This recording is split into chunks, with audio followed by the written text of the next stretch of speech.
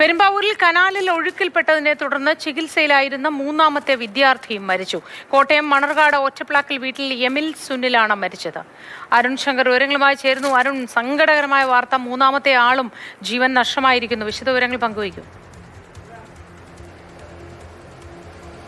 തീർച്ചയായിട്ടും ഏറ്റവും സങ്കടകരമായ വാർത്തയാണ്. ഇന്നലെയാണ് പെരുമ്പാവൂർ അശമന്നൂരിൽ പെരിയാർ വയലിൽ കുളിക്കാനിറങ്ങിയ മൂന്ന് കുട്ടികൾ ഒഴുക്കിൽപ്പെട്ടത്. അതിൽ 2 വിദ്യാർത്ഥികൾ ഇന്നലെ തന്നെ മരിച്ചിരുന്നു. മൂന്നാമത്തെ ആൾ കോതമംഗലത്തെ സ്വകാര്യ ആശുപത്രിയിൽ ചികിത്സയിലായിരുന്നു. ഇന്ന് പുലർച്ചെ 3 മണിയോടുകൂടി മൂന്നാമത്തെ വിദ്യാർത്ഥിയും മരിച്ചിരിക്കുകയാണ്.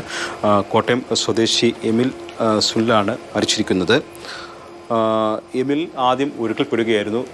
ഒഴുക്കിൽപ്പെട്ട എമിലിനെ രക്ഷിക്കാൻ വേണ്ടിയിട്ടായിരുന്നു അജ്മൽ ഹബീബും അതോടൊപ്പം തന്നെ PK അജ്സലും വെള്ളത്തിലിറങ്ങിയത്.